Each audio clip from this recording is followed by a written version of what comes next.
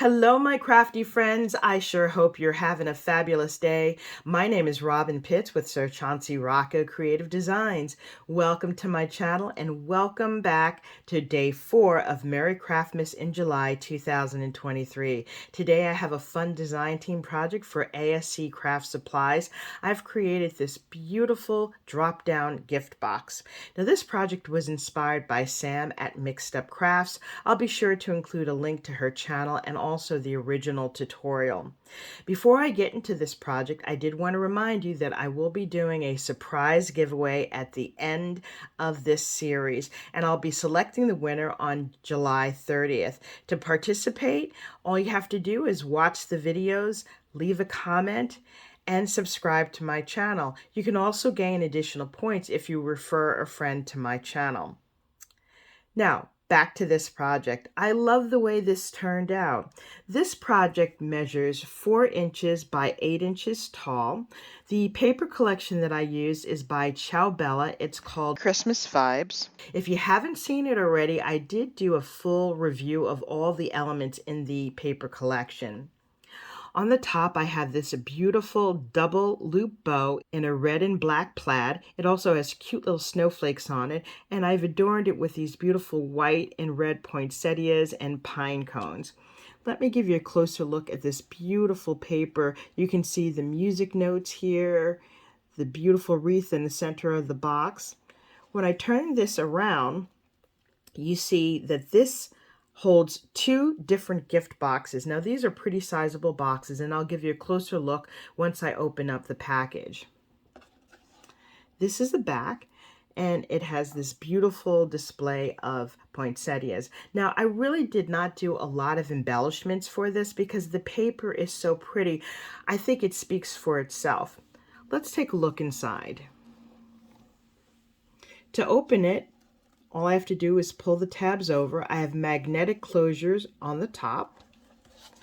And inside, we have these adorable little gift boxes. Now, these gift boxes are fairly sizable. They measure 4.5 inches tall and 4 inches wide, and they simply open just like so. Okay, so there's lots of fun goodies that you can put inside. And the right opens the same way. On this box, I've adorned it with more of this beautiful paper. Now to cover the boxes, I used 1 sheet of 8 by 8 paper from Chauncey. So we have this beautiful floral spray on the top and these little Christmas ornaments. And on this side, which is the bottom of the 8 by 8 page, we have this beautiful robin that is in a nest of pine cones and holly. And again, this closes simply with a magnet. Now, it was easy to use a magnet for this because the paper layers are not that thick. You can choose to use magnets. You can use a Velcro closure, or you can simply poke 2 holes on the top here and then tie ribbon through it as your closure. Now that I've given you an overview of this adorable project, let's gather our materials so that we can make this together. For this project, you'll need the following materials. You'll need a heavyweight cardstock. For this project, I'm using 110-pound cardstock. You will need a colored cardstock, and I will be using this red cardstock. And you'll need decorative cardstock. For this project, I'm using an older paper collection by Minte called Sweetest Christmas. It has a really fun baking theme to it. Now that we've gathered all of our materials, let's make this project. To begin, you're going to need 2 pieces of heavyweight cardstock at 11 3/4 by 8 1/4. On the 11 3/4 side, you're going to score at 1.5, 5.5, 7, and 11. Then you're going to turn your paper to the 8 1/4 inch side and score at 1.5, 6, and 7.5. Then you want to turn your paper back to the 11 3/4 inch side. You want to make sure that the smallest tab is on the right-hand side. Go ahead and fold and burnish along all of the score lines. Once all of the score lines are folded and burnished, we can begin cutting. Again, we have the smallest tab on the right-hand side.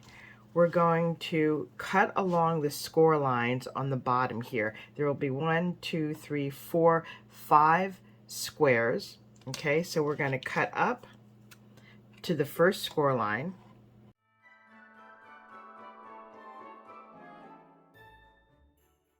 On this last tab, we're going to cut this off. Now we want to go back and miter this piece, and this piece. Do not touch this last corner piece here. So we're going to take off just a small piece. This allows the box to close properly.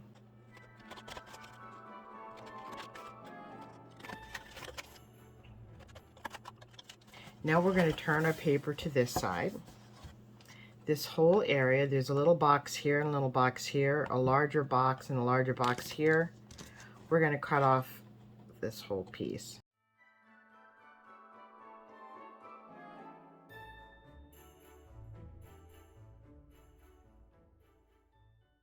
So you should have a piece that looks like this. Now you want to turn this piece around. And you want to miter this side and the other side. And we're going to cut up to the second line here and here.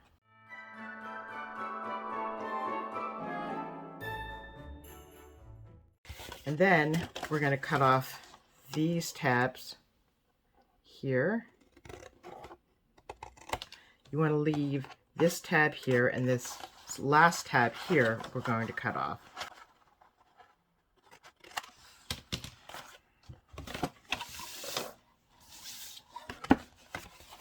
Next, we're going to slightly miter this piece and this piece. And you want to do it very slightly because this will be the top part of the box where the box closes, and we do want to make sure that it does stay closed. So you just want to take off a tiny little piece. You can always go back and modify it once you've assembled the box. We're going to cut off a tiny piece here and here. And we're going to repeat that again, very small. These are much smaller pieces that you're taking off than you took off on the other side. Now that we've finished our cutting, you should have a piece that looks like this. We're going to turn this piece over, and you should have your small tab on the right hand side. We're going to fold this piece over, and then we're going to fold this piece over like that.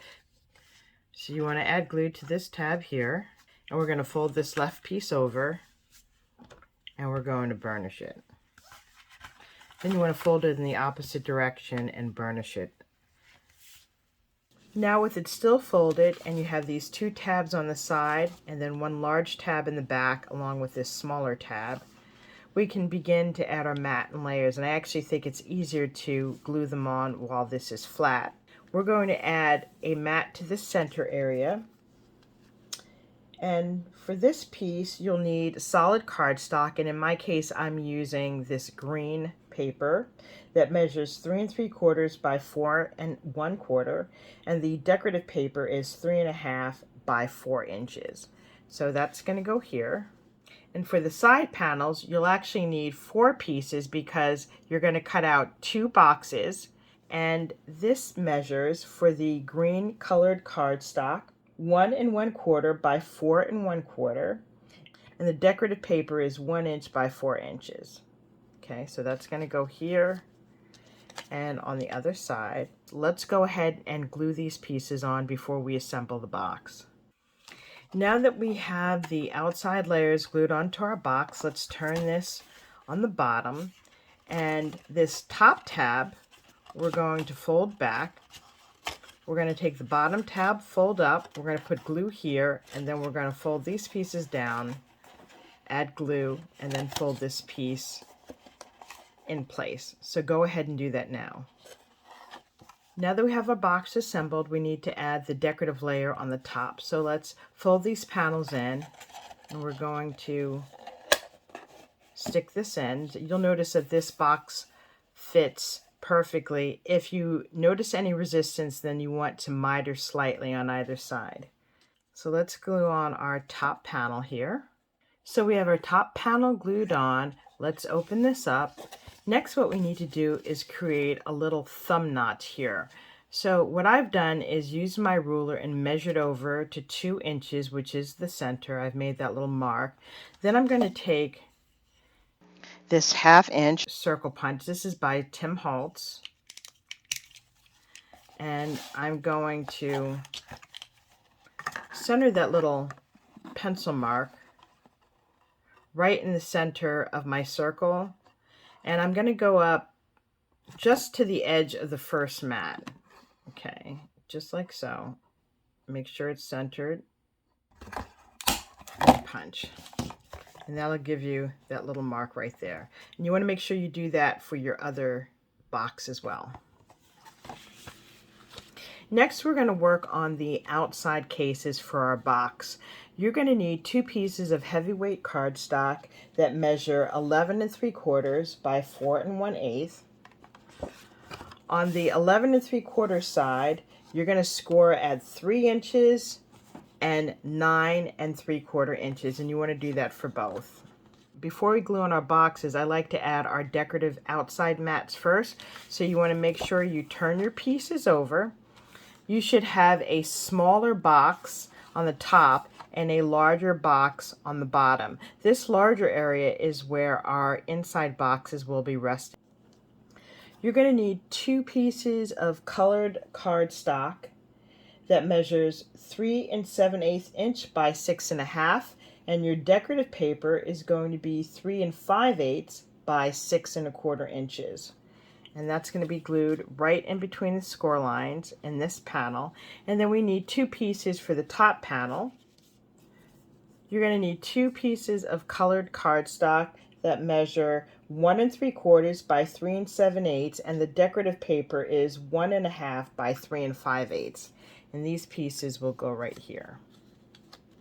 So go ahead and glue on those pieces now. Now we have our decorative panels on the outside. Let's turn this over.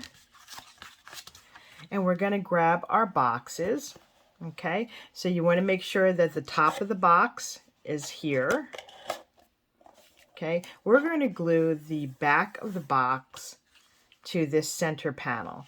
And what you want to do is hold your center panel up so that it's bended. Okay, and you want to fit the box right above the score line.